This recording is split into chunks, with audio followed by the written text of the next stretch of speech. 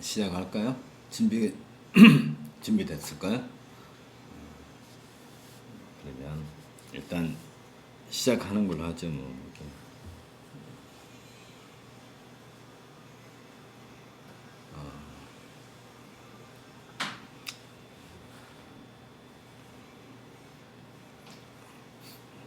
오늘은 교재 77페이지부터 시작합니다. 디모데전서 4장 교회 지도자의 역할과 사명, 그런 제목을 가지고 우리가 함께 공부하도록 하겠습니다. 함께 기도하겠습니다.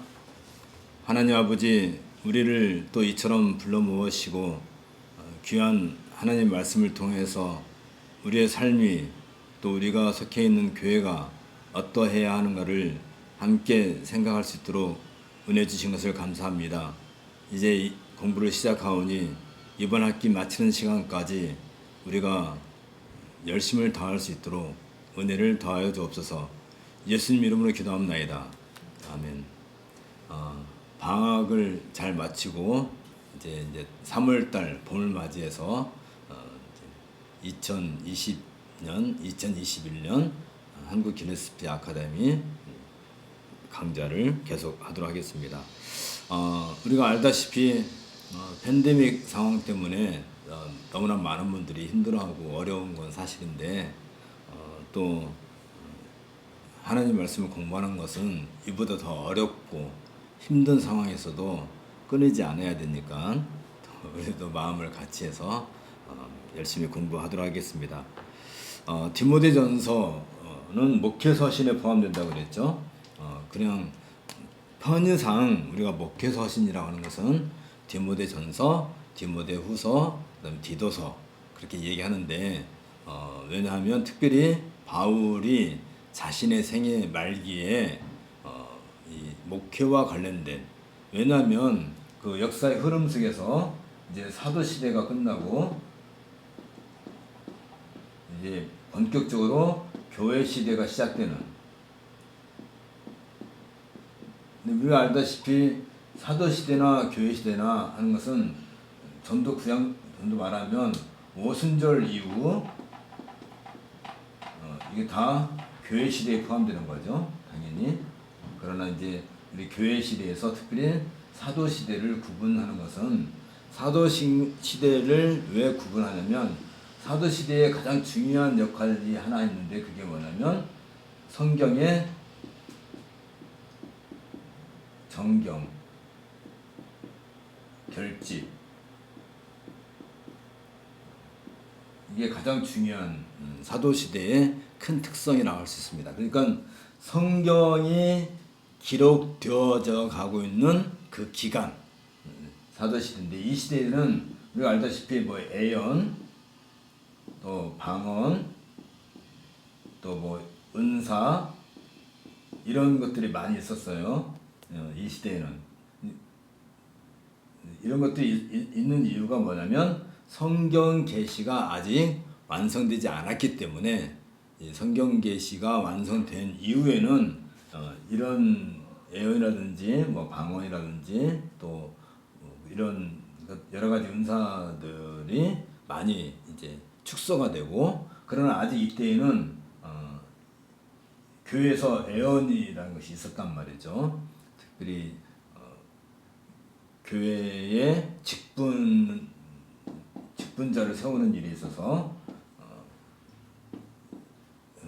예를 들면 바울이 디모데나 디도를 이렇게 직분자로 세울 때에 이러한 예언의 그런 현상이 있어서 그들을 직분자로 세우는 것을 보게 됩니다. 어찌됐든 간에 이렇게 할 때 이 사도 시대에서 교회 시대로 넘어오는 과정에서 교회의 조직, 유기적 조직인데 여기에 이미 집사의 직분이 있었고요. 그 다음에 감독이나 장로나 같은 직분이죠. 집사 직분과 감독, 또 장로 이런 직분을 세우게 되었죠. 그리고 이 감독 장로 중에서 특별히 말씀을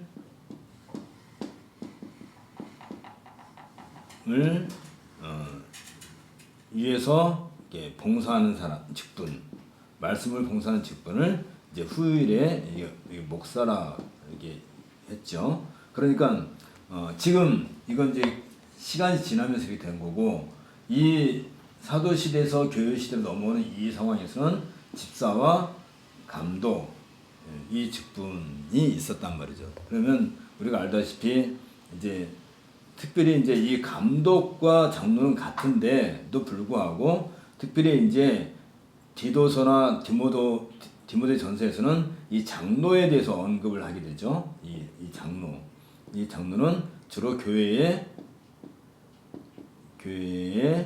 치리를 위해서 직분을 맡은 거고, 그래서 이제 여기서 이게 구분이 되기 시작하죠. 처음에는 감독이나 장로 직분이 구별되지 않았지만 점차 시간이 가면서 교회의 치리를 위해서는 장로, 그다음에 교회 말씀 선포를 위해서는 이제 감독, 이게 이제 목사 이렇게 구분이 되죠.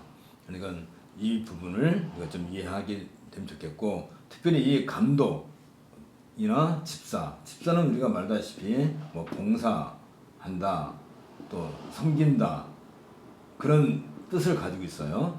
감독은 다스린다. 그러니까 감독 안에 장로도 포함되어 있었단 말이지. 그러나 점차 이게 시간이 가면서 좀 더 세분화시키기 위해서 이렇게 구분해 나가고, 그렇기 때문에 사도 시대에 이런 교회의 직분이라든지 조직, 체제 이런 것들이 어느 정도 갖추어져야, 사도들이 뭐 오래 사는 게 아니잖아요. 사도라 해가지고 뭐 몇백 년 사는 거 아니니까, 사도들이 이제 떠나면 그 교회를 지속해서 보존하고 또 유지하고 이끌어가기 위해서 당연히 이제 이런 직분 체제가 필요했던 것이죠. 이런 점에 있어서 바울은 디모데에게 또 디도에게, 왜냐하면 디모데나 디도는 바울의 그 복음을 순수하게 그대로 전수받은 분들이기 때문에 이들을 교회의 감독으로 세우고, 그들이 이제 교회의 필요에 따라서 장로를 이렇게 세우게 하는 그 역할을 하게 되는데, 물론 감독이 장로를 세우는 거 아니죠. 감독은 장로를 세우는 게 아니고 교회 회중이 장로를 세우는데, 거기에 대한 그 원칙, 또 어떤 규칙이라는 것, 그런 것을 이렇게 만들어서 교회를 이렇게 좀 더 그 뭐라고 할까요? 질서 있게, 질서라는 말은 교회에서 굉장히 중요한 단어죠. 오더. 질서라는 말은 헌법이라는 말도 되고, 질서라는 굉장히 중요한. 그러니까 교회의 질서가 무너지면 그건 교회라고 할 수 없을 정도로 교회는 이 질서가 굉장히 중요한 위치를 차지하는 데 있어서, 그래서 디모데 전서와 디모데 후서가 이 교회 질서를 세우는 가장 그런 중요한 내용들을 담고 있다는 점에서 목회서신이라고 한다 이 말이죠. 그러니까 목회서신이라는 말은 목회자들에게만 필요한 게 아니고, 사실은 모든 교회 성도들이 다 알아야 될 내용들이에요. 목회서신, 그러니까 이제 목사 후보생들이나 열심히 공부하는 책이라 생각하면 안 되고, 왜냐하면 교회의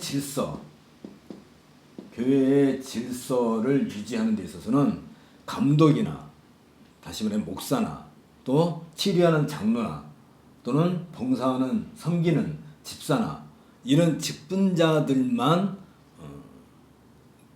교회의 질서를 유지하는 게 아니고, 사실은 이들을 세우고 또 청빙하고 또 이들의 그 가르침, 다스림을 받고 하는 것은 실질적으로 회중이 필요하단 말이죠. 회중이 이 일을 해줘야 되는 것이지 회중이 이 일에 참여하지 않고 당신들을 직분자를 뽑았으니까 직분자들끼리 알아서 하십시오 라고 뒤에 가만히 뭐 한국식으로 말하면 예의 바르게 이렇게 어른들한테 다 넘겨놓고 우리는 뒤에서 그냥 가만히 뭐 말씀대로 따르겠습니다 하는 것은 그게 올바른 자세가 아니죠. 교인들도 성도들도 이런 교회의 질서에 대해서 명확하게 알고 있어야 그래야 직분자를 선택할 때 또 선출할 때 바른 이게 우리 한국에서 가장 그 어려운 점이 뭐냐면 이게 아는 사람인데 저 사람이 이게 집사나 장로로 이렇게 선출할 때 이걸 아는 사람인데 이거 찍어줘야 되나 안 찍어줘야 되나 또 우리 가족인데 우리 아버지인데 이거 찍어줘야 되나 안 찍어줘야 되나 이런 어떤 그 인과관계라든지 이런 것에 얽매여서 직분자를 선출한다는 것은 굉장히 위험한 일이고 있어서는 안 될 일이죠. 누구보다 잘 알기 때문에 안 될 사람을 찍어서는 안 되는 것이고 그러기 위해서라도 우리가 이런 내용을 잘 살펴봐야 되겠습니다. 지난번까지는 주로 교회의 질서의 그 원리 교회가 도대체 무엇인지 하는 그 원리가 디모데 전서 1장부터 3장에 잘 나와 있죠. 이런 것을 바탕해 가지고 이제 4장, 5장, 6장에서는 이제 요 원리에 근거한 좀 더 실천적인 내용들을 다루고 있어요. 아주 구체적으로 이런 것들을 다루고 있기 때문에 여러분 이걸 좀 더 살펴보도록 하겠습니다. 77페이지 교재를 먼저 봅시다. 뭐 알다시피 목회 서신을 제외하고 신약 성서에서는 교회의 사역, 다시 말하면 교회와 관련된 이런 치리, 질서의 어떤 원리라든지 실천적 내용을 다른 성경에서는 거의 다루지를 않죠.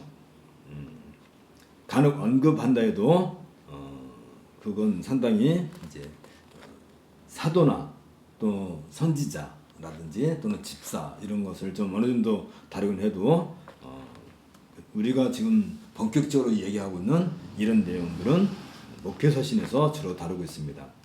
그래서 이 목회서신은 교회의 사역과 그 직분에 대해서 이렇게 깊이 조명을 하고 특별히 사도시대 이후에 교회가 없어지는 게 아니죠. 계속 교회는 존재해야 될 텐데 그 교회의 체제와 그 교회를 치리하는 지도자들 또 봉사자들에 대한 그런 내용들을 잘 이렇게 다루고 있다는 것이 이제 목회서신의 특성이라고 할 것입니다. 특별히 여기 세 번째 단 교회의 지도자인 감독과 장로는 이때까지만 하더라도 여전히 이제 동일한 직분이었단 말이죠. 이렇게 크게 차이가 나지 않았었어요. 이게 구체적이지 않았다는 얘기죠. 그래서 적극적으로 교회의 업무를 감독한다는 점에서 행정적인 임무 그리고 설교하고 가르치는 일을 전념하게 됐어요. 그래서 이들을 갖다가 이제 관리자라 이렇게 부를 수도 있어요. 디모데전서 4장 14절에 보면 장로회에서 감독을 이렇게 안수하는 것을 우리가 발견하게 되는데 그들은 특별히 디모데전서 5장 18절에 있는 것처럼 그들이 말하자면 말씀을 가르치고 다스리는 일을 전업을 해야 된다 해서 이분들에게는 생활에 필요한 생활비를 교회가 이제 제공하게 되죠. 그게 이제 디모데전서 5장에서 다룬 얘기고, 또 우리가 알다시피 이미 집사의 직분이 있었죠. 그 사도들이 세운 집사의 직분은 그런다 해서 집사의 직분을 해가지고 그 당시에는 지금과 같이 뭐 이렇게 아주 세분화되어 있지 않은 상태이기 때문에 사실은 이때 초대교회, 다시 말해 사도시대 이 교회에서는 집사가 거의 감독이나 장로나 크게 다를 바가 없었어요. 그 당시만 하더라도. 그러나 점점 시대가 지나면서 이제 감독은 점점 말씀을 봉사하는 자로 이제 구체화되고, 장로는 교회에 치리하는 일을 좀 더 전문적으로 하게 되고, 집사는 교회의 섬김 봉사를 위해서 좀 더 구체적으로 세분화되는 것을 우리가 보게 됩니다. 그렇기 때문에 이 집사나 장로나 장로라고 할 때는 감독도 포함되는 거죠. 이들의 그 성품은 크게 다를 바가 없었어요. 이게 차등을 두지 않는단 말이죠. 뭐 감독이라 해가지고 훨씬 더 높은 수준을 요구한다든지, 집사니까 당신은 그냥 사도신경이나 좀 외우고 뭐 주기도문이나 좀 외우고 교회 한 10년 다녔으니까 집사하십시오, 이런 게 아니란 말이죠. 감독이나 장로나 집사나 상당한 수준의, 다시 말하면 성경 계시에 대해서, 성경 계시라고 할 때 우리가 늘 얘기하죠. 계시는 하나님의 말씀, 기록된 하나님의 말씀을 성경 계시라고 하는데, 이제 성경 계시가 주어진, 아까도 얘기했잖아요. 성경을 정경화하는 이 결정적인 사건인데, 성경 계시가 교회에 주어진 이 이후로는 모든 교회의 판단, 질서, 또 교회 치리, 섬김까지도 전부 다 이 성경 계시에 기준을 해야 돼요. 이걸 갖다가 이제 규정적 원리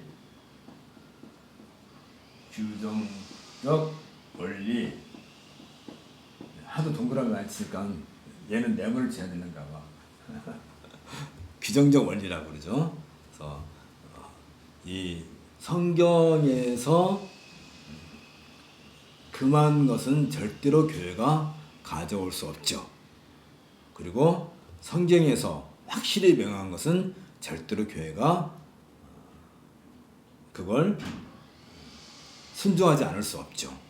그러나 이제 또 어떤 부분은 성경에서 명확하게 금하거나 허용하지 않았음에도 불구하고 이런 규정적 원리, 철저하게 하지 마라 라고 규정한 거하고, 이건 꼭 해야 된다 라고 규정한 거, 이 규정적 원리에 근거해서 성경에서 다 다르지 않은 어떤 내용들은 이런 규정적 원리에 근거해서 우리가 선택할 수도 있고 또 선택하지 않을 수도 있고, 그런 것이죠. 그럴 때 뭐가 필요하다고요? 교회의 치리가 필요하다.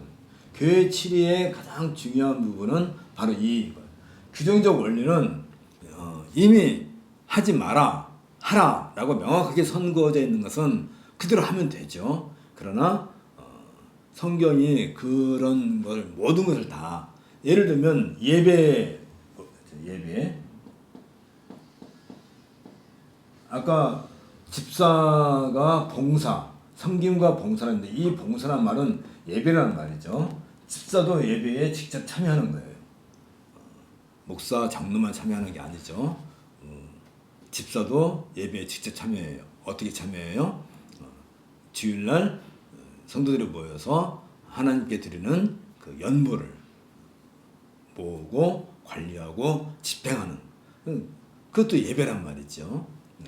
그러니까 이 예배가 어떻게 진행되어야 되는가 하는 것을 다루는 것이 예배 모범이라고 하는 건데, 이 예배 모범에서 규정적 원리에 따라서 명확하게 허용된 것과 허용되지 않은 것이 있는데, 심지어가 아니고 허용된 것과 허용되지 않은 것이 있음에도 불구하고 어느 부분은 각 교회의 형편에 맞춰서 약간의 그 여유를 둔단 말이죠. 꼭 이것은 해야 된다, 이건 하지 말아야 된다, 이렇게 딱 선을 그어놨지만 그 가운데 어느 정도의 그 유들을 둬가지고 예배를 진행하게끔 하는 거죠. 왜냐하면 어느 교회에 어떤 사정이 있어서 갑자기 목사님, 말하자면 말씀 봉사자가 유고가 되었다 했을 때에, 물론 말씀을 봉사하는 자가 감독, 목사이기 때문에 당연히 목사가 설교해야 되지만, 그러나 갑자기 유고가 됐을 때 어떻게 해야 되겠어요? 그러면 예배 드리지 말아야 되나요? 그럴 때는 그런 규정적 원리에 따라서 가장 적합한 방법으로 이렇게 설교를 하게끔 하죠. 가장 좋은 방법은 이웃에 있는 교회 목사를 이렇게 불러다가 설교를 맡길 수도 있는 거고, 아니면 장로가 설교를 할 수도 있는 거고, 그것도 안 되면 이제 목사 후보생이라도 이렇게 불러다가 이렇게 설교를 하게 한다든지 이러는 거란 말이죠. 그러니까 이런 우리 장로교에서는 특별히 예외 모범에 따른 그런 내용들을 이렇게 가지고 있는데, 이걸 예배 모범이라 했다. 모범. 예배 규칙이 아니고 예배 질서가 아니고 모범이라는 것은 하나의 모범된 케이스를 이렇게 제시하고, 각 교회의 형편에 맞춰서 각 교회의 처지에 따라서 그걸 이렇게 수용을 하는 것이죠. 그러나 여기에 규정적 원리가 항상 포함되어 어떤 부분, 해야 될 것과 하지 말아야 될 것은 명확하게 선이 그어져 있는 것은 절대로 교회가 넘어가면 안 되는 거죠. 해야 될 것은 해야 되고 하지 말아야 될 것은 하지 말아야 되는데, 그건 이제 그런 점에 있어서 늘 교회의 치료가 필요하단 말이에요. 교회 치료는 감독과 장로, 다시 요즘 말로 말하면 목사와 장로, 이걸 갖다 우리는 당회라고 하죠. 당회에서 하는 것이고, 때로는 이 예배 담당하는 이 봉사 집사도 필요하다면 당회에 참여해서 교회의 형편에 서로 의논할 수 있는 거겠죠.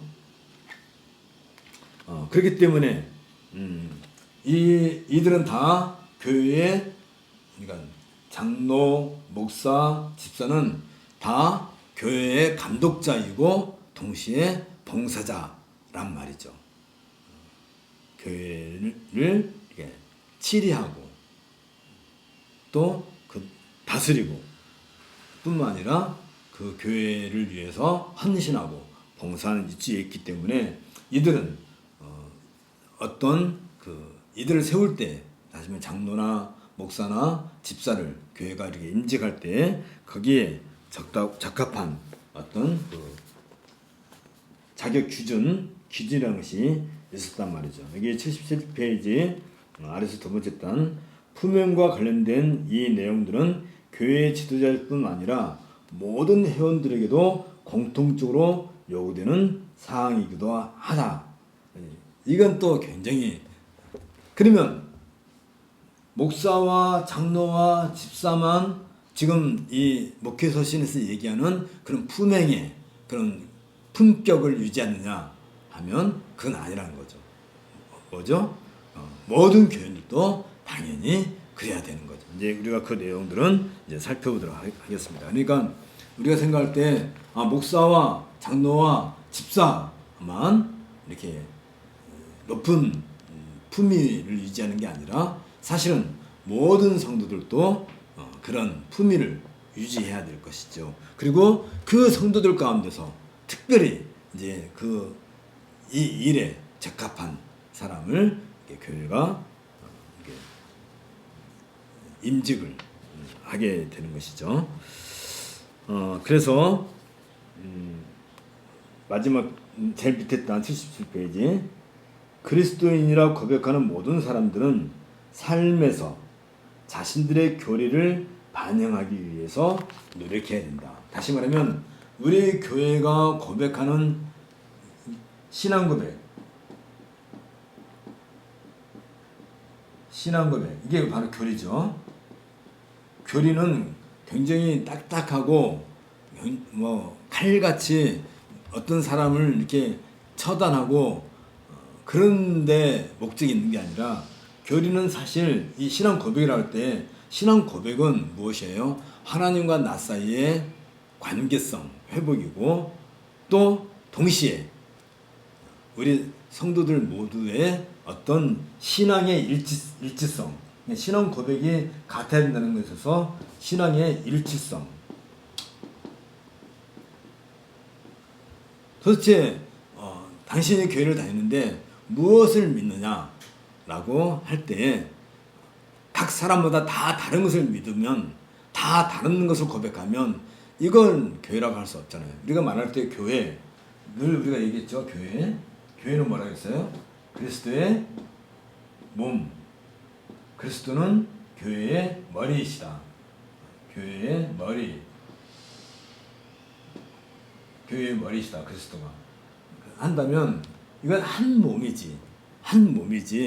몸이 두 개로 갈릴 수가 없고, 한 몸 안에 여러 지체가 있다 할지라도 그냥 한 몸이라 할 때에 하나의 유기적 연합체이기 때문에, 사람이라 한다면 인격이라는 게 있죠. 인격, 인품, person. 이 인격이 다중화되면 안 되죠. 다중인격자가 되면 지킬 박사와 하이드와 지킬 박사처럼 낮에는 선한 의사 선생님인데 밤에는 아주 악한 악인으로 돌변하는 그런 다중인격을 갖고 있지 않죠. 참된 우리가 말하는 펄슨 인격이라 할 때는 그런 것처럼 머리신 그리스도의 몸으로 있는 교회는 하나의 유기적 연합체에서 하나의 동일한 신앙을 고백하는 공동체란 말이죠. 그런 면에서 일치성, 다른 말로 말하면 통일성이라고 그러죠. 통일성을 이루고 있어야 되는 거죠. 이런 점에서 목사나 장로나 집사나 또 모든 성도들도 다 동일한 그런 신앙을 고백해야 되고, 동일한 교리를 가지고, 그 신앙 고백 자체가 교리란 말이죠. 동일한 걸 가지고 있는 것이지, 이걸 목사 따로, 장로 따로, 집사 따로, 성도들 개개인 따로따로가 아니죠. 그래서 바울은 신자로 살아가는 고결한 삶의 중요성을 여기서 상기시키고 있는데, 왜냐하면 그 고결한 삶은 다른 데서 나오지 않아요. 어디서 나와요? 우리 신자의 삶은 어디서 나오느냐면 바로 신앙 고백에서 나온단 말이죠. 신앙 고백이 없는 그런 삶은 신자라고 할 수 없고, 여기 아까도 얘기한 것처럼 자신이 그리스도인이라고 고백하는 모든 사람들은 자신의 삶에서 자기가 고백하는 교리를 늘 반영을 해야 된다. 이게 굉장히 중요한 내용이죠. 그래서 우리가 목회서신을 함께 공부하는 것이에요. 자, 78조로 넘어가지고, 그래서 교회의 조직, 올게닉이라고 할 때 이 조직이라고 하는 것은 무엇으로 이게 조직이 되어야 하냐면, 근거를 하고 있냐면, 보통 우리는 이제 예를 들면 이런 게 있죠. 뭐 이렇게 친목계를 한다면, 친목계를 하기 위해서 그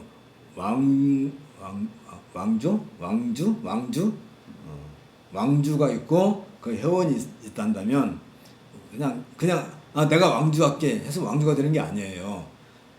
왕주는 첫 번째 하고 마지막 것을 왕주가 갖는 거고, 이렇게 그다음에 2번, 3번, 4번 이렇게 질서가 있다면 그 안에도, 그래서 그걸 그 회칙이라고 해야 되나 규칙이라 하나 그런 거 써요. 그렇죠? 안 쓰고 그냥 나도 걔 하나 넣게 해서 넣는 게 아니에요. 친목교도 그렇게 한단 말이죠. 그래서 거기에 대해서 누구 한 사람도 손해가 가지 않게끔 공평하게 최대한, 그래서 이제 예를 들어서 10명이 이제 개 조직을 하게 되면 이제 왕주가 1번이고 개주가 1번이고 1번 이제 10번째 그 사람은 10번째 타고 11번째를 그 사람이 타죠. 그리고 개주는 20번째 타는 거고, 이렇게 순서를 해서 서로 이렇게 최대한의 그 이익을 그 편의를 이렇게 도모하는 것처럼 교회도 이런 조직을 할 때 말하자면 당회를 조직한다든지 또 집사회를 조직한다든지 할 때 거기에 어떤 규칙이라는 게 있단 말이죠. 그건 무엇에 해야 된다고요? 항상 이거 신앙 고백, 다시 말하면 교리를 근거로 해서 하는 거예요. 그러니까 개개인의 삶, 우리 신자로서 개개인의 삶도 늘 신앙 고백에 근거하고 있어야 될 뿐만 아니라 장로나 집사나 목사나 직분자도 당연히 그래야 될 뿐만 아니라 그들이 조직하고 있는 조직체까지도 당연히 신앙 고백에 근거하고 있어야 된다. 그렇죠? 정말 이런 말 하는 사람은 정말 대단한 사람 같아. 어떻게 이런 걸 이렇게 쉽게 얘기할까? 그래서 항상 이 교리라고 하는 것은 규정적 원리 자체가 또 교리와 연관되는 거예요. 그러니까 어느 것 다시 말하면 성경 계시 자체가 규정적 원리이고 이 자체가 교리인 것이지 계시 자체가. 그래서 교회가 허탄한 신화를 주장하고 있는 대적자들을 상대하고 기도에 힘쓰며 직분자들을 세우고 품행을 단정하게 하는 이 모든 교훈들은 결국은 무엇을 위해서 봉사하기 위한 거예요?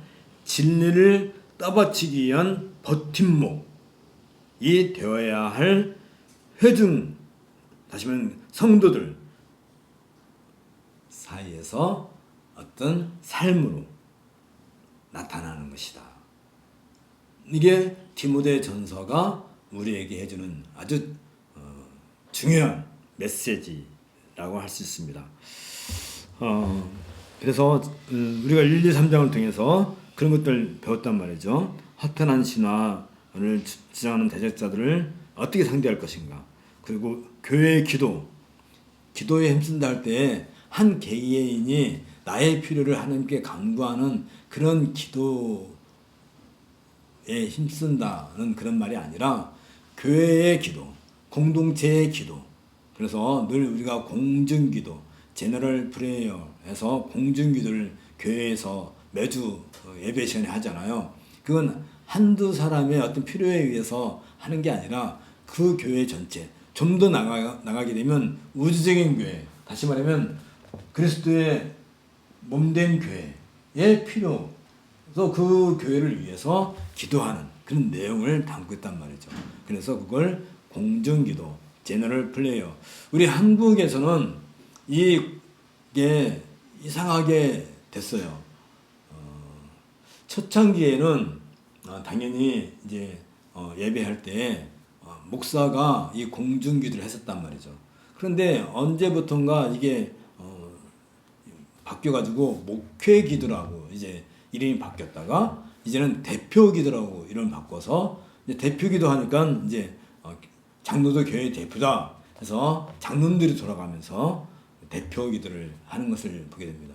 이 과정을 이렇게 보면 우리 한국교회의 역사가 한 140년 되는데 대표기도가 도입된 것은 그렇게 오래되지 않아요.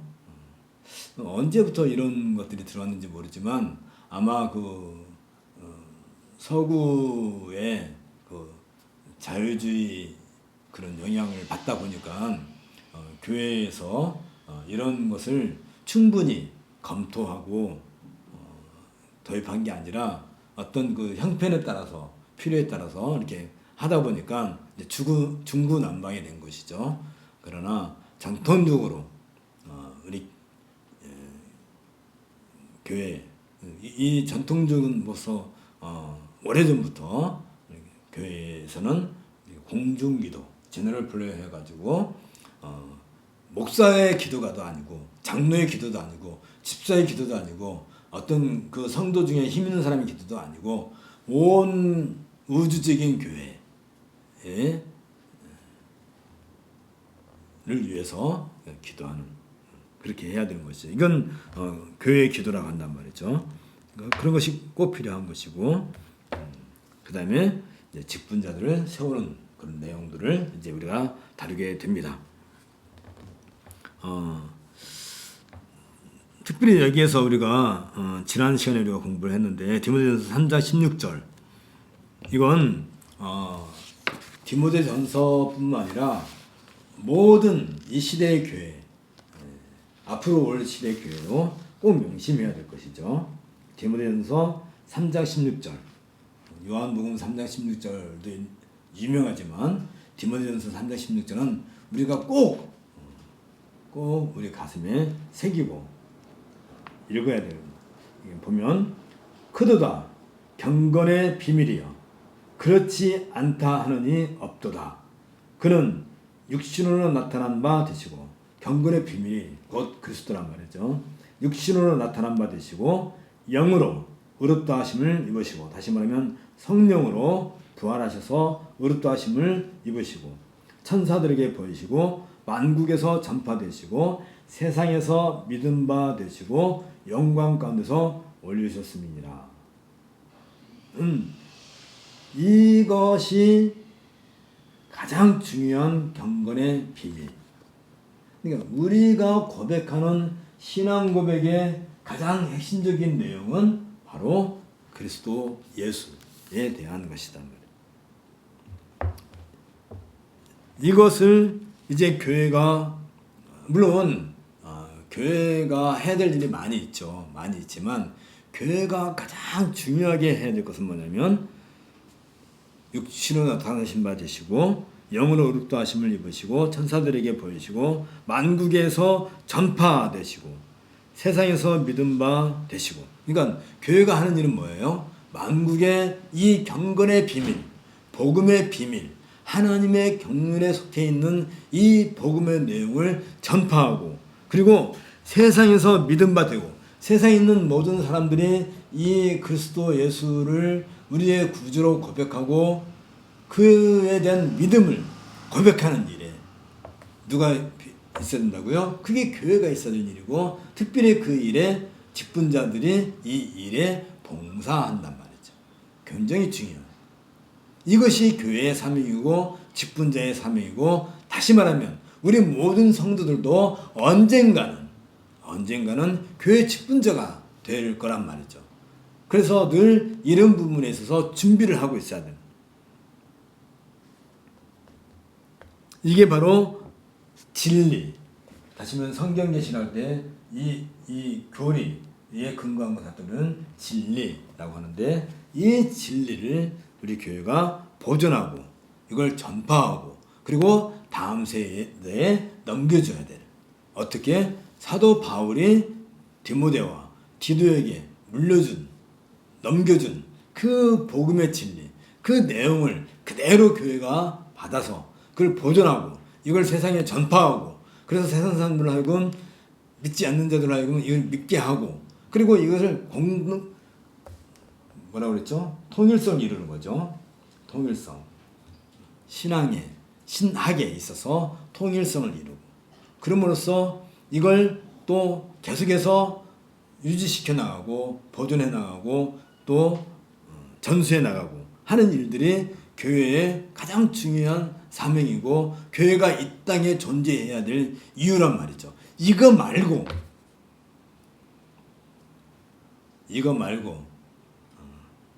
다시 말하면 이게 디모데전서 3장 16절에서 말한 이거 말고 다른 것을 위해서 교회가 존재할 수 없어요. 존재해서는 안 돼요. 아까 친목기 얘기했지만 친목기는 순전히 자기들의 이익을 위해서 모이는 거잖아요. 그러나 교회는 그런 게 아니란 말이지. 우리도 이런 점에 있어서 명확하게 이것은 모든 역사에 다시 말하면 사도시대 이후에 교회시대가 언제까지예요? 세상의 종말이 올 때까지 이때까지 이런 원리는 계속해서 유지되어야 되는 것이고 또 그게 보존되어야 된다. 그래서 교회는 이 진리를 견고하게 붙잡고서 신실하게 증거하며 이단, 사회비에 맞서면서 교회의 역할을 수행하는 것. 이것이 교회의 본질적인 요소가 된다. 그래서 진리를 파수하고 선포해야 할 교회. 진리가 뭐예요? 진리. 진리를 한마디로 요약한 것이 디모데전서 3장 16절이라고 그랬죠. 그래서 이 진리를 파수하고 선포해야 할 교회가 구체적으로 수행해야 할 실천적 내용이 이제 4장부터 6장에 담겨 있다라고 하는 것이죠. 자, 이제 그런 점에 있어서 이제 우리가 내용들이 되게 많긴 한데,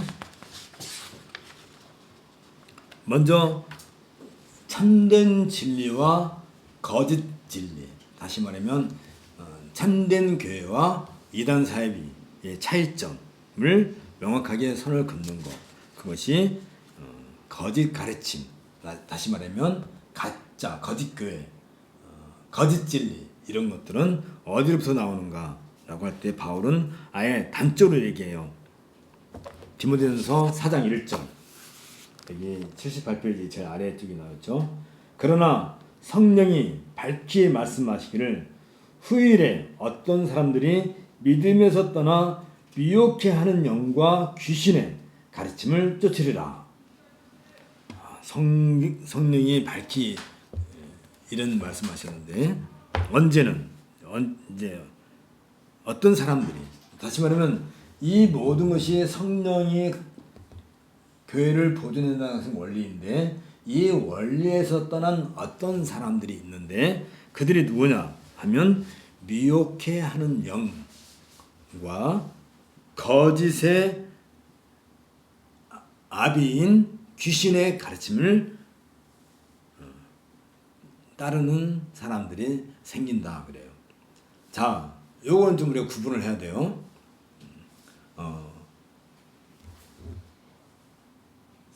복음이 이 땅에 교회를 통해서 선포될 때 그들은 이미 어둠의 영역 가운데 있었던 사람들인데, 그들이 빛의 영역으로 넘어왔단 말이죠.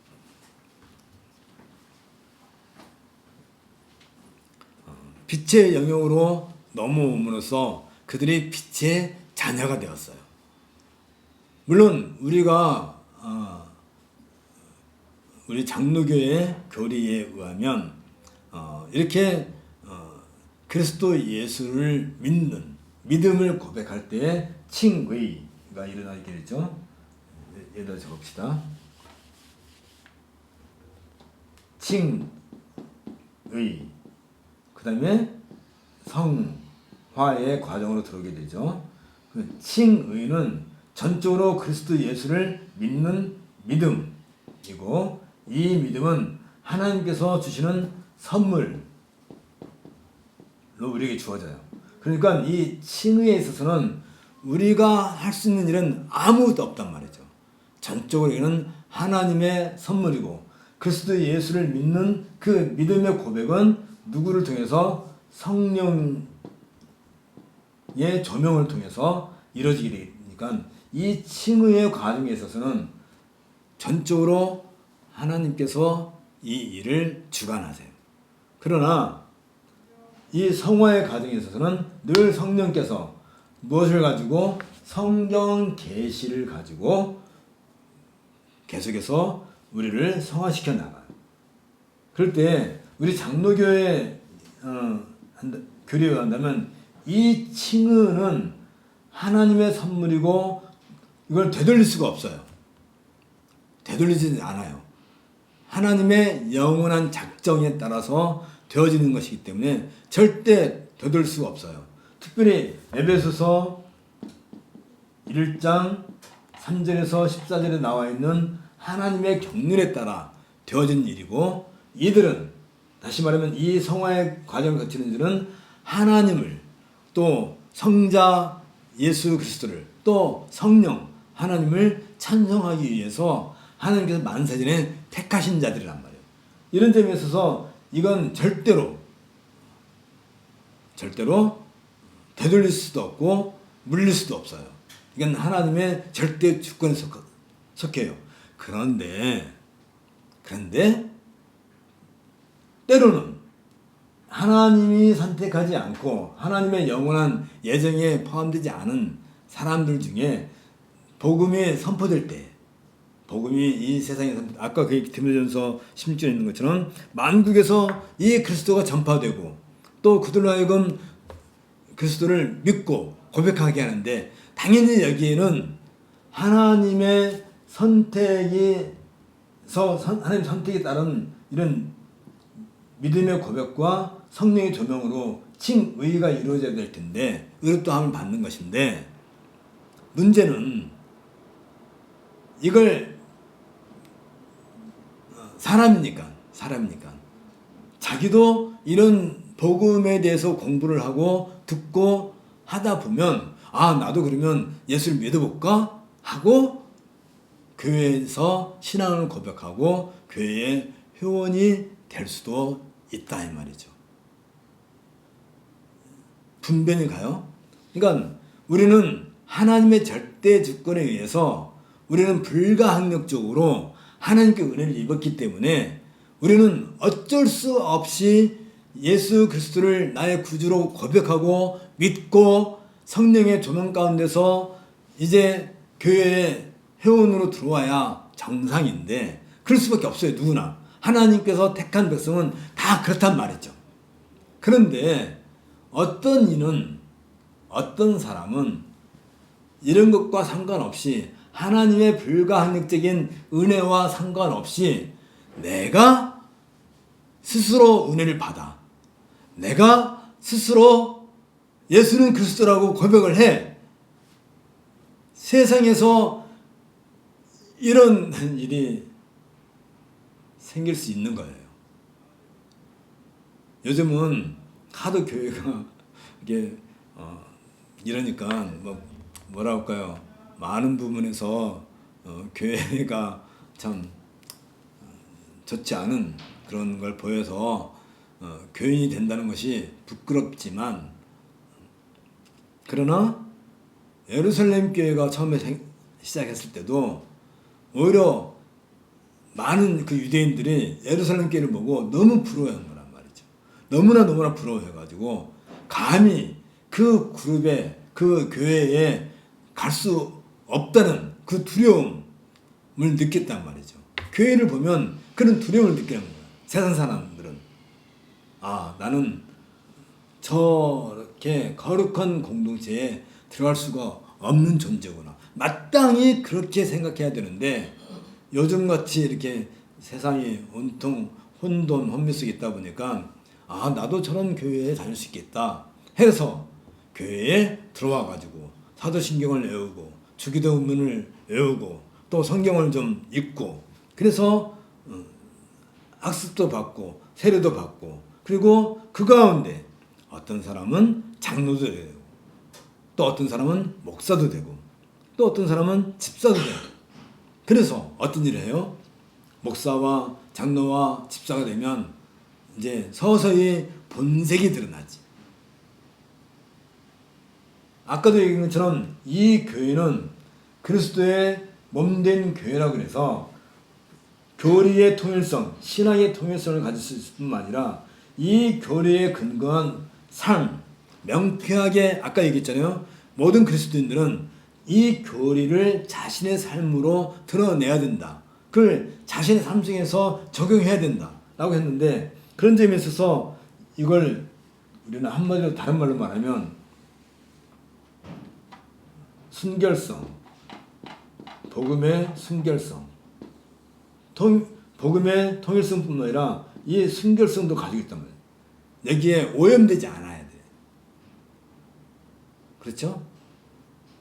이 복음이, 다시 말하면 이 교리가 이단과 사이비로 오염되지 않아야 되는데, 어느 날부터 불가항력적인 은혜를 받아서 교회에 들어온 사람이 아닌, 자신이 스스로 은혜를 받아서 자신이 스스로 교인이 되고, 그리고 직분자가 되고, 그리고 그들 중에 유명한 신학자도 될 수 있는 거예요.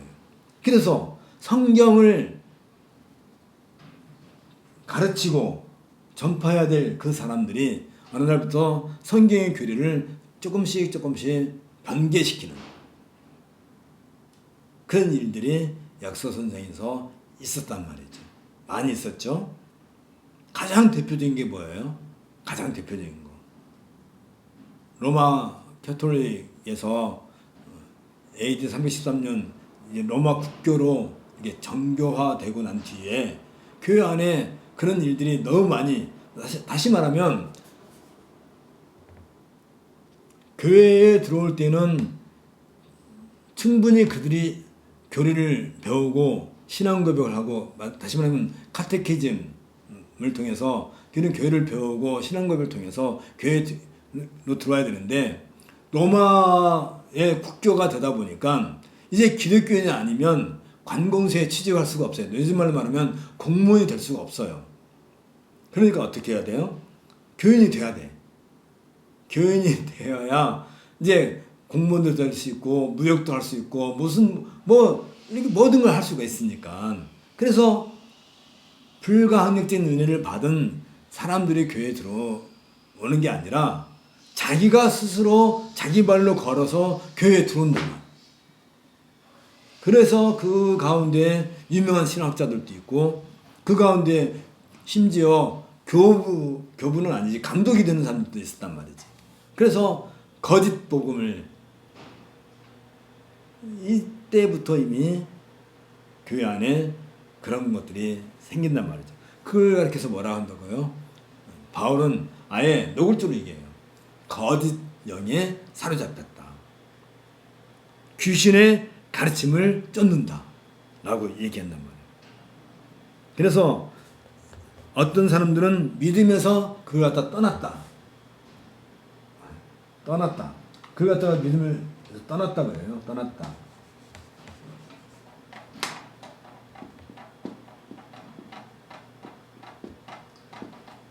미혹의 영, 다시 말하면 마귀의 가르침을 따라서 이 진리의 복음으로부터 떠났다. 이걸 갖다가 뭐라고 한다고요?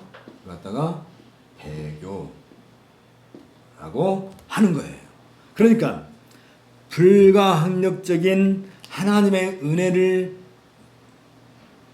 통해서 교회에 회원으로 들어오는 사람은, 그렇게 해서 칭의와 성화의 가정속에 들어있는 사람들은 결단코 떠날 수가 없어요. 배교할 수 없단 말이지. 배교가 뭐라고요? 떠났다는 말인데 무엇을 떠난 거예요? 이 진리로부터 떠난 것이 배교란 말이지.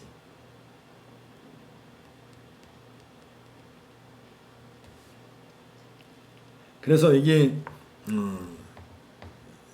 3절, 5절, 3절부터 5절에서 그 현상에 대해서 얘기하는 거죠. 디모데전서 4장 3절에서 5절에서 그런 내용들을 다루고 있단 말이죠. 근데 이런 배도 현상은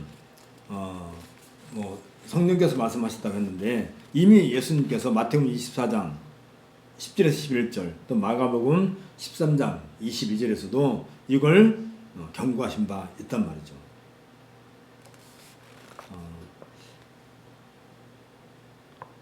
그리고 바울이 이 목회 서신을 기록하기 몇 년 전에 바울이 이제 3차 전도여행을 마치고 예루살렘에 가는 도중에 에베소 교회 장로들을 불러가지고 이제 머지않아 이런 거짓의 영에 사로잡히는 사람들이 교회 안에 많이 등장할 것이다 하고 경고한 바도 있단 말이죠. 거짓 가르침, 미혹해 하는 영. 이 미혹해 하는 영이라 하는 것은 사람들을 속이는, 거짓말하는 그런 영이라고 그랬죠. 이건 이미 구약에서도 나타나요. 열왕기상 22장 22절에 보면 거짓말하는 영이 아합을 깨워가지고 전쟁터에 나가게 하고, 사도 요한은 요한일서 4장 1절에서 6절에서 속이는 영이라고도 말을 한단 말이죠. 쉽게 말하면 사탄은 이런 그 거짓의 영에게 속임을 당하는 그런 사람들을 통해서 교회를 자꾸 공격하게 된다 이 말이죠. 이걸 가리켜서 디모데전서 4장 2절에서 바울은 뭐라고 얘기하냐면 자기 양심이 화인을 맞아서 외식함으로 거짓말하는 자들이다. 그러니까 자기는 거짓말하는 영에 미혹되었는데 아닌 것처럼 외식하는 거예요. 외식이 뭐예요? 이게 비싼 식당에 나가서 밥 먹는 게 외식이에요. 외식.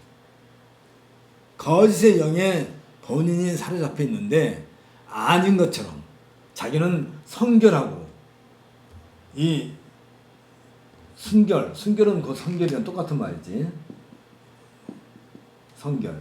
순결하고 또 이 통일성, 복음 안에 신앙 고백을 안에 있는 것처럼 그렇게 위장을 한단 말이에요. 위장. 그게 외식인 거지. 겉으로는 아주 반듯한 신학자고 목사고 장로고 집사고 성도인 것처럼. 그런데 그 속마음에 뭐가 들어있어요? 거짓의 영이 들어가 있어가지고 교회를 그러니까 본인 스스로도 때로는 자기가 교회를 와해시키고 이 진리를 훼손하고 신앙 고백을 무너뜨리고 하는 일을 행하면서도 그걸 모르는 거예요. 왜? 미혹되어 있기 때문에. 거짓의 영에 미혹되어 있다 보면 자기가 이런 악한 일을 행하고 있음에도 불구하고 마치 자기가 하나님을 위한 전사인 것처럼 하나님을 위해서 내 목숨을 바치는 사람인 것처럼 내 목숨을 내놓고 덤비는 거예요.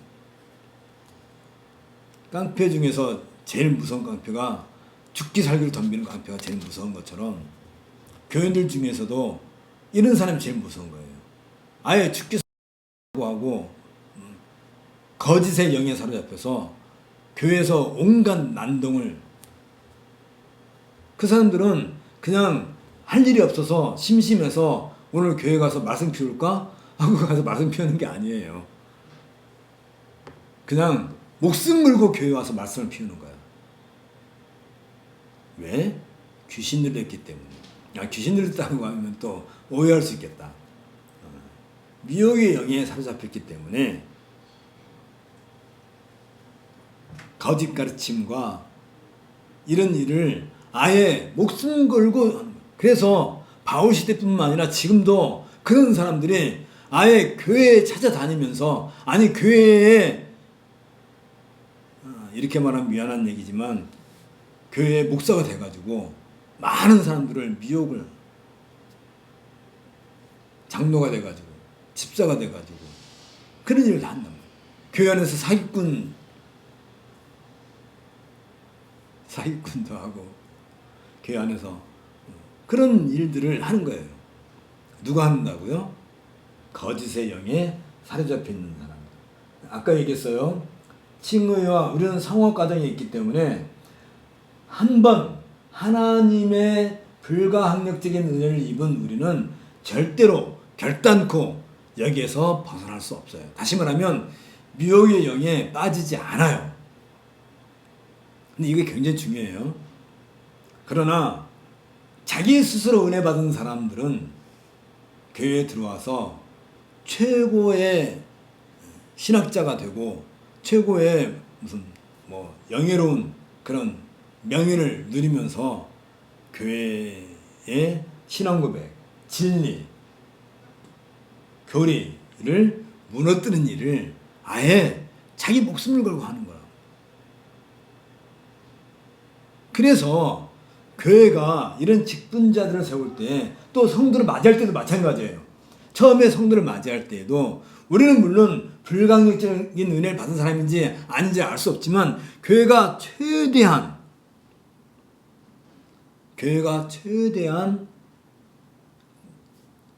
거름망, 필터 작용을 해야 되는 거예요. 그래서 아무나 교회 안에 받아들이면 안 되는 거예요.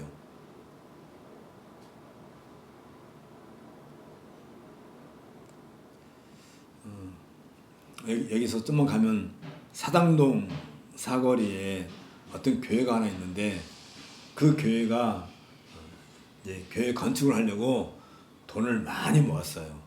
돈을 많이 모으고 있는데 아직 아직 이렇게 좀만 더 모으면 이제 예배당을 이렇게 건축할 수 있는. 근데 이제 어느 날 어느 뭐 어디 시골에서 집사였다고 부부가 교회 등록을 했어요. 그래가지고 아주 열심히 교회를 섬기는 거예요. 뭐 새벽기도부터 시작해가지고 뭐 청소도 하고 뭐 목사님 뭐 모시라 그러고 또 장로님들 모시다가 막 식사 대접하고 막 헌금도 많이 내고 뭐 그러니까 교회에서는 와 우리 교회당 이제 예배당 건축하려고 하는데 정말 귀한 일꾼이 나타났다. 막 하나님께서 보내주셨다. 뭐 새벽기도 잘 나오지 무슨 뭐 기도도 막 열심히 하지 아주 일주일 내도 교회 살면서 교회 쓸고 닦고 교회를 아주 반짝반짝 빛을 내지 그동안 교회 구석구석 이게 뭐 먼지들 다 털어내지 목사님들 장로님들 잘 섬기지 뭐 구역 예배도 아주 그냥 잘 섬기지 식사도 잘 대접하지 교회가 그냥 이건 하나님께서 보내신 사자야 라고 할 정도로 그러면서 이제 교회 건축을 앞두고 얼마 있다가 이분이 뭘 하게 되냐면 교회 건축위원장이 됐어요. 그래서 그 모든 통장을 이분이 관리하게 됐는데 어느 날 하루아침에 이 부부가 사라졌어요. 난리가 난 거죠.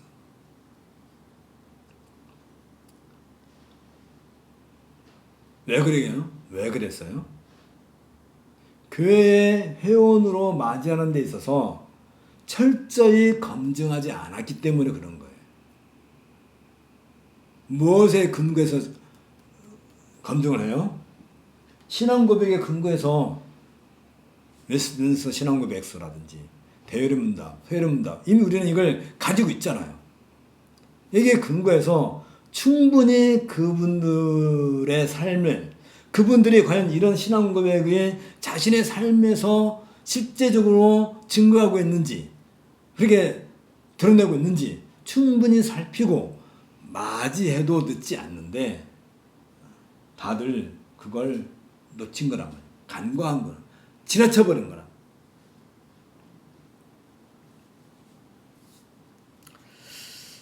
디모데후서 4장 2절에 자기 양심이 화인 맞아서 이 화인 맞았다는 말은 옛날에는 죄수나 노예가 있다면 노예 중에서도 이렇게 좀 자유로운 노예가 있어요. 네. 그런 거 말고 도망쳤다든지 그러면 다시 잡혀갔을 때 이마에다가 낙인을 찍든지 아니면 이 어깨에다가 낙인을 찍어요. 이렇게 요즘에 우리 그 농장에 가면 소 엉덩이에다가 낙인 찍듯이 불 도장을 찍듯이 그래서 이게 누구 소유인지 아는 것처럼 그래서 양심이 화인 맞았다는 것은 그 양심이 하나님의 우리는 하나님의 불가항력적인 그 은혜를 받은 사람은 하나님께서 구태여 화인 낙인을 찍을 이유가 없잖아요. 내 건데 아예 근데 사탄은 아예 이 사람에게 낙인을 찍는단 말이에요. 그래서 양심이 화인을 맞았다라고 거기서 얘기해요. 그들은 굉장히 마음이 완악할 뿐만 아니라 여기 79페이지 아래에 마음이 완악하고 양심이 마비돼 그리고 심지어 자기 양심마저도 속여요. 어느 때는 본인이 교회에서 이렇게 하면 안 되는데 하면서도 그것마저도 속이고 또 그 일을 해요. 그래서 여기 양심의 79페이지 제일 아래 양심의 마비는 도덕적 불감증으로 나타나게 되고 그 다음에 80페이지 그러한 한 예로 후메네오와 알렉산더를 제시를 했단 말이에요. 그들과 가르쳐서 뭐라 했다고요? 파선했다. 믿음에서 파선했다. 믿음의 배에서 파선해서 떨어져 나갔다. 라고 얘기해요. 조금 더 해야 되는데 어떻게 됐든 간에 좀 더 합시다. 83페이지까지 오늘 해야 돼요. 지금 디모데는 에베소에 있었어요. 그리고 불과 4, 5년 전에 아니면 뭐 3, 4년 전에 바울이 아까 얘기한 것처럼 3차 전도여행 마치고 예루살렘에 가는 도중에 이 에베소 교회 장로들을 불러다가 이런 일들이 있을 거다. 미혹의 영에 사로잡힌 자들이 있을 거다. 라고 이렇게 한 것인데 왜 지금 바울이 이 이야기를 또다시 강조하냐면 바로 이런 거란 말이에요. 교회의 직분자들, 아까 얘기한 것처럼 목사와 장로와 집사와 심지어 성도들까지도 이 신앙 고백 위에 진리 위에 진리가 뭐라고 그랬어요? 경건의 비밀이 뭐라고 그랬어요? 디모데전서 3장 16절 다시 봐요. 디모데전서 3장 16절 78페이지 위에 부분 그도다 경건의 비밀이요. 이건 우리 마음에 꼭 요한복음 3장 16절만 외우지 말고 디모데전서 3장 16절도 외워야 돼요. 그도다 경건의 비밀이요. 그렇지 않으니 없도다. 그는 그게 누구라고요? 그분이 그리스도인데 육신으로 나타나신 바 되시고 성육신 하시고 빌립보서 2장 5절부터 11절에 나와 있는 것처럼 하나님과 동등되신 그분이 육신을 몸 입고 이 땅에 내려오시고 영으로 의롭다 하심을 입으시고 로마서 1장 1, 3절에 나와 있죠. 육신으로는 다윗의 때 나시고 영으로는 성결의 영으로는 성령으로 말미암아 부활하시고 천사들에게 보이시고 만국에서 전파되시고 세상에서 믿음 바 되시고 영광 가운데서 올리셨는데 이 내용을 전파하고 또 보존하고 또 유지하고 또 다음 세대에 또 개성하고 하는 이 일을 교회가 해야 되는데 그 교회에서 특별히 어떤 직분자들을 세워서 이런 일을 하라고 일을 맡긴 거란 말이에요. 그런데 어떤 일이 생겨요? 그들 중에 알렉산더와 후메네오처럼 그들 중에 하나님의 선택, 하나님의 택함을 받지 않은 불택자가 자기가 스스로 은혜 받아서 교회에 들어와 가지고 이런 교회 직분을 맡게 된다면 교회가 얼마나 위험하겠어요. 물론 교회 자체가 그리스도의 몸인 교회 자체가 무너질 일은 없죠. 어느 시대나. 그러나 이것으로 인해서 고통을 당하는 일이 없어야 되고 무엇이 더 중요하냐고요.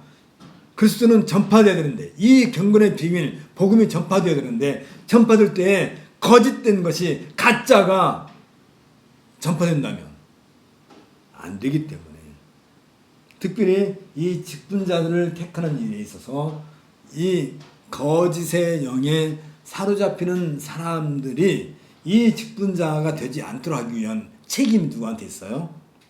교회에게 있단 말이죠. 그래서 이 부분은 굉장히 중요한 것이고 우리가 정말로 신경을 써야 된다.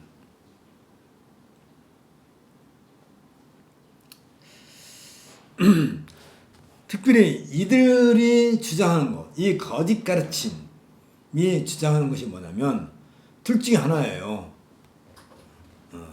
하나는 철저하게 율법을 지켜야 된다. 철저히 율법을 지켜야 된다. 옳은 말 같죠. 그러나 알다시피 아담부터 시작해서 지금까지 율법을 온전히 지킨 사람은 오직 한 분이죠. 예수 그리스도만 율법을 온전케 하신 분이지 그 누구도 율법을 온전케 지킬 수도 없고 지키라고 요구할 수도 없어요. 자기도 못하는데 남한테 지키는. 유대인들은 율법을 지킨다라고 아주 자신만만했어요. 무엇을 가지고 할례를 행하고 절기를 지키고 또 규례, 음식법 있잖아요. 먹어라 할 것과 먹지 말아 하는 거. 그거 지키는 거. 그걸로 율법을 지켰다고는. 11조를 내고. 그래서 그들은 뭘 해요? 1년에 3번씩 성전에 가게끔 돼 있잖아요. 구약에서는 1년에 3번. 그래서 외국에서도 절기가 되면 오순절이라든지 이런 절기가 되면 예루살렘 성을 찾아간단 말이죠. 예수님 시대도 그런 일이 많았단 말이에요. 그래서 심지어 그 성전 뜰 안에서 무슨 일을 해요? 뭐 비둘기를 팔고 양을 팔고. 왜? 그 자기 동네에서 가져오다가 비둘기가 또 양이 흠이 생기면 재물을 못하니까 와서 흠 없는. 그래서 레위인들이 이것은 이 양은 흠이 없다라고 이게 증서를 딱 갖다 딱 붙여주면 다른 양보다 몇 배가 더 비싸단 말이지. 그래서 환전을 해가지고 가서 예수님이 뭐라고 그래요? 내 집을 강도의 구렬로, 강도의 집으로 만들지 마라. 내 집은 기도하는 집이니라. 기도하는 집. 기도하라고 그러니까 우리는 당장 무슨 생각이에요? 뭐 내 필요한 그런 기도가 아니죠. 아까도 얘기한 것처럼 기도라고 하는 것은 오로지 교회를 위한 거예요. 공중기도.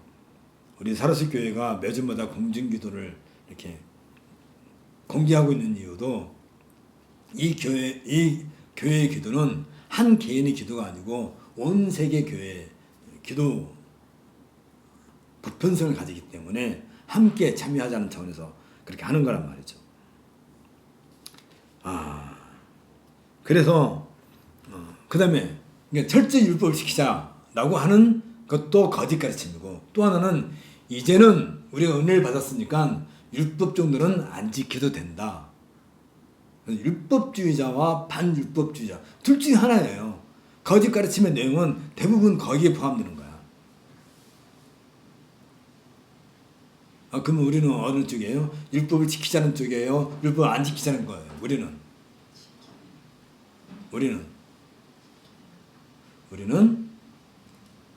율법을 지키되 우리가 지킬 수 없는 것은 포기하고, 지킬 수 없는 것도 있잖아요. 그리고 그리스도 예수께서 오셔서 새로운 질서, 새로운 교회의 질서를 주셨기 때문에, 그래서 우리는 이 새로운 교회의 질서 속에, 오더에 들어옴으로써 우리는 율법주의자도 아니고 반율법주의자도 아닌 거예요. 특별히 바울은 여기서 4장 3절에서 혼인을 금하고 식물을 폐하라 할 터이나 식물은 하나님이 지으신 바니 믿는 자들과 진리를 아는 자들이 감사를 받을 것이니라. 이건 뭐예요? 혼인을 금하고 식물을 폐하라. 이게 바로 이제 혼인을 금하는 것은 반율법주의고, 음식물을 먹지 마라 하는 것은 또 철저히 율법주의란 말이지. 그러나 이제는 그런 게 아니란 말이지. 율법주의도 아니고 반율법주의도 아니고 모든 것이 하나님께서 창조하신 창조의 질서에 따라서